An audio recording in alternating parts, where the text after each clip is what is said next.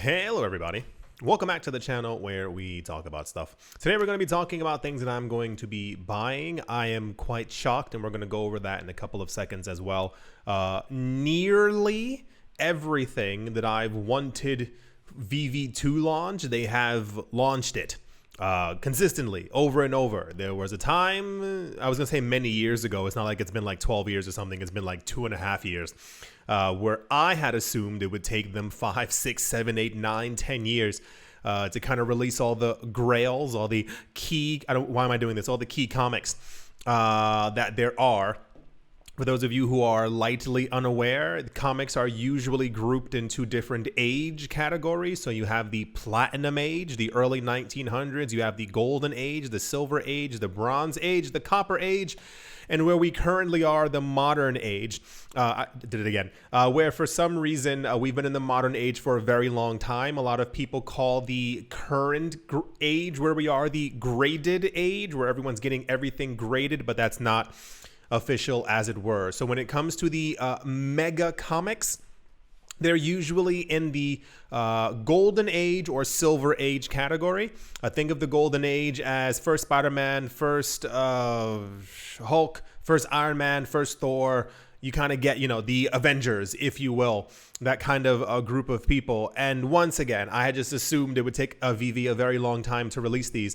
But silver lining, I guess all of it's a silver lining, is that in my idea, when the entire markets around the world pick back up, these comics will have already launched on VV, and we will have been the group of people who were able to procure them, to purchase them when there were only 10,000 editions of them, and everyone else who comes back to the app as prices go back up, they won't have a chance to really get any of them. So the first thing that I'm going to be buying and buying more of, this was all the discussion that me and people were having on Twitter, is the Incredible Hulk #1.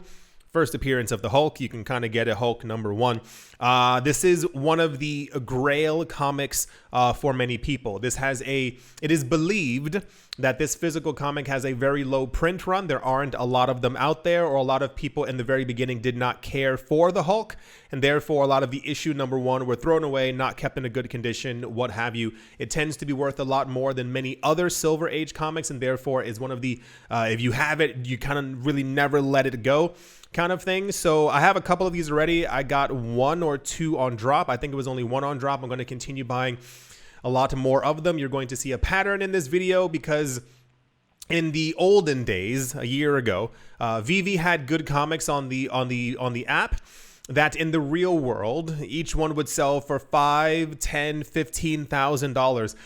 A lot of the comics that VV is releasing right now tend to, in the real world, sell for $50,000, $75,000, $185,000, $250,000, $390,000, like literally like these huge gigantic numbers. So I've shifted. I have not sold. I still have every single comic that I've ever bought on VV and every single collectible that I've ever bought. It's more of a, I was buying stuff that I knew in the real world I could resell for 5, 6, 7,000 something or other dollars, but now I'm making sure to focus on the other heavyweights that only we have access to right now, because no one else seems to be paying attention to these releases and or are simply not buying.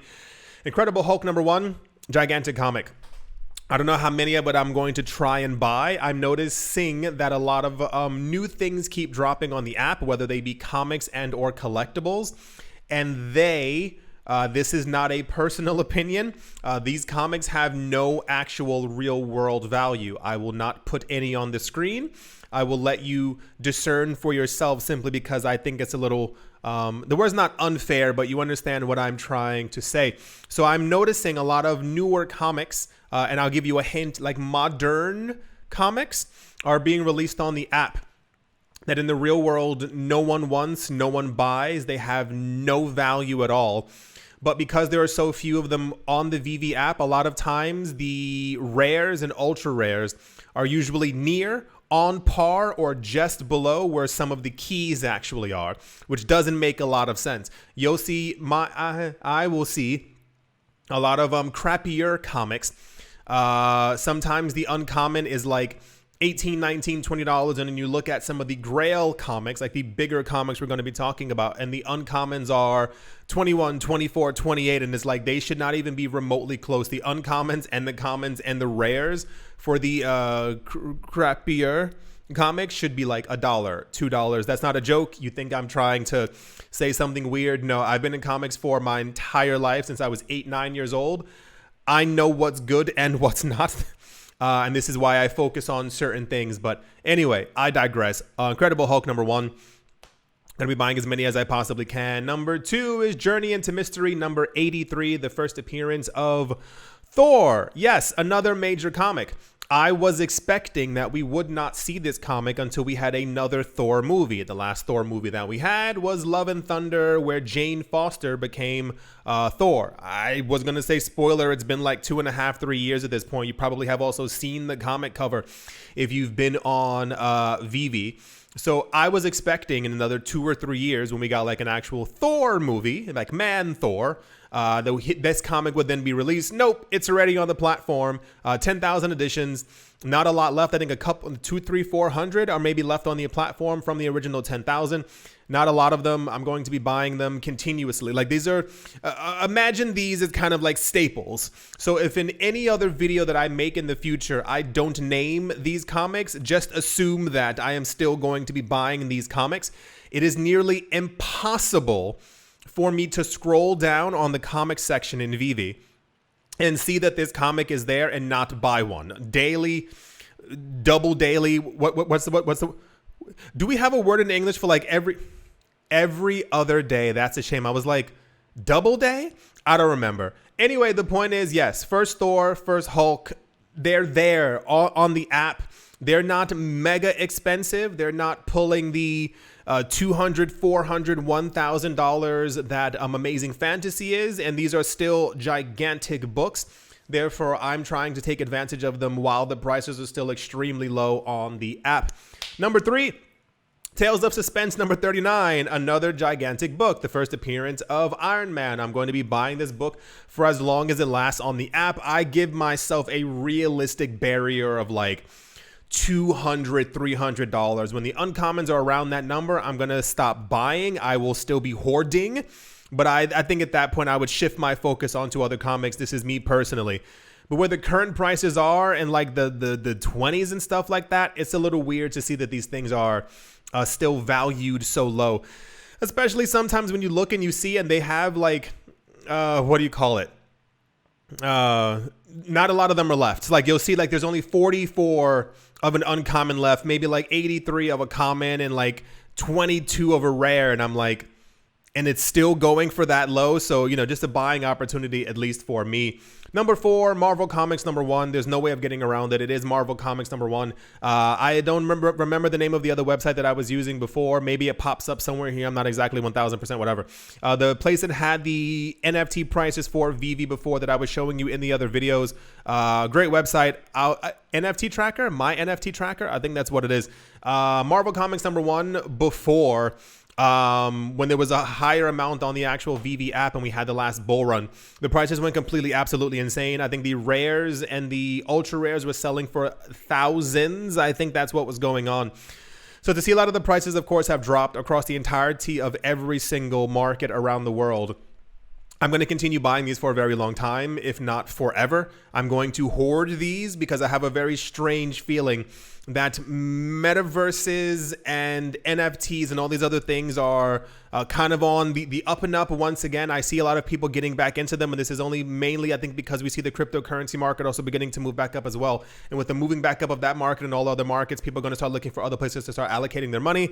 And therefore, the NFT, cryptocurrency, VV market, metaverse thing will begin to do well all over again. But if we were hitting the thousands before, for something that was originally $6.99, fell down to $4. If you were here, VV, a long time ago, Marvel Comics number 1 was down to $4. It made no sense. and now we're beginning to see these movements back up all over again. I do at some point. This is me personally. Don't take my word for clarity, certainty. I'm simply just going off of what I've been seeing and looking at in the trends within the cryptocurrency NFT space over the last couple of years. I think NFTs, one, are definitely here to stay, and I think the collectability can only continue to rise as we get more people every single day further and further into our market, and that also kind of coincides into this idea. Ooh, I'm running out of air. Coincides into the idea that I think a lot of these things will continue to rise in price. What's the word? Cyclically. Cyclic. On cycles, where basically we see things go up, we see things go down, but they'll never go down as far as they did before, and it continues to rise. And I'm playing the long game, a good 15, 20 years when it comes to NFTs to see exactly what ends up playing out. This is why I always make sure to mention, do not put any money into the market that you could afford to lose. I know it's very boring. I know it sounds cheesy. I know people don't like to hear it. I've seen it before. People are like, TMI, don't do that. It's like, no. It's nonsense. You need to understand that when I'm talking about putting my money into a digital comic and not cashing out for the next 10 to 15 years, it's because this is like extra money that I have that I can throw into the market. You should be doing the exact same thing. Like no necessities. Pay off your necessities, get your life together, and then begin to invest in other things that aren't necessary for you to be alive on this planet, as it were. Because I think the payoff then comes to another situation like if you bought Bitcoin back in 2011, you held on to it for 10 to 15 years, you'd be extremely wealthy. If we're buying these NFTs now, they've been out for a year or two, and the NFT market ends up becoming stable, ends up taking off. We see all these like museums and other collectors buying them en masse. These things will then be worth a lot of money as well, but it's all one gigantic coin toss because NFTs are brand new and no one really knows exactly what the longevity of them is. Being extremely realistic. Number 5 is Amazing Spider-Man #1. It's the second appearance of Spider-Man, but one of the most iconic covers that we actually have out there. Spider-Man, I believe, is the most popular superhero on the planet. It's constantly a twist between him and Superman, but Superman around the world right now is constantly lowering in popularity, especially over the last couple of years with the movies. You can look it up. Spider-Man continues to move forward. The movies are very popular. They're actually very well made in that they're quite entertaining. So Amazing Spider-Man #1, it's also just a grail that has to be accumulated, at least by me, especially when I'm seeing that the prices are relatively lower than I think they should be. To end it off, a lot of people have been asking me before, why not Fantastic Four #1? I will tell you the honest truth. Basically, Fantastic Four in the 1960s and 1970s early 70s, were a very popular superhero group. There was never anything really like them per se. It was a guy made of rocks, a guy who could light himself on fire, who was the reincarnation of the other character from the 1930s. And then you had a woman who could become invisible and move things, and you had a guy who could stretch. It was very kitsch. It was very new. Everyone was like, "Oh my gosh, it's so amazing! I can't believe it." But since then, they're not as popular as they were before. A lot of people don't hate me.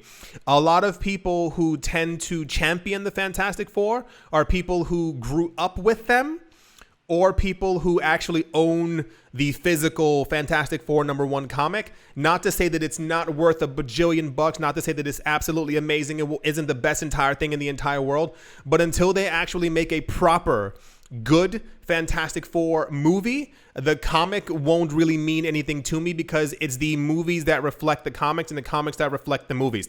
So we may know, like I told a lot of you before, when I was younger, I used to go into comic shops and I used to always see the first appearance of Iron Man. It was $45, $125, and I never wanted to buy it with my allowance because it made no sense. He was not a popular character. People were trying to like push it on me, like you sure you don't want it? You know, whatever. Like he just wasn't completely popular until we got the trilogy of the movies, and it took about a good 3, 4, 5 years for the entire trilogy to come out, plus however many years that it took for people to actually know the name of Iron Man and then him become popular. People bought the comic books. Comic books weren't around as much anymore. New movies came out. He was really popular in the new movies, and it's like this cyclical thing. But the Fantastic Four don't have that, and I don't think, personally, I don't think that they're ever going to have that. I know a lot of people are getting very upset or writing stuff in the comment section. I could actually care less. I really don't care what you think about what I'm trying to say about a comic book group of people who are cartoons who you're never going to meet and who aren't real people. They're just not as big as they were before. There are many other things I think will continue to do well. The Thor movies do well. Thor as a character does well. Iron Man does completely really good, especially I don't think he's ever going to come back to reprise his role, but he will eventually at some point. There are many other characters who I'd rather collect as opposed to a group of characters who I don't believe in, who have become excessively boring since the 1980s, give or take. Yeah, just thought I'd answer that because people are always asking me, like, why am I not collecting? Like, I think about 20 of them. Fantastic Four #1 from from VV, but I got them like when they were like $4, $5, $6, long time ago when the app had just come out. But besides that, they don't tickle my fancy. There's so many other things I would rather buy. That's just a personal thing. Yeah, I do hope that you have all enjoyed. I do hope you all are having a great day, great morning, great afternoon, great evening, wherever you are, wherever you might be. I do hope it's absolutely fantastic. Thank you all once again for watching, listening, liking, commenting, and or supporting. And I will most certainly be talking to you all soon. See you.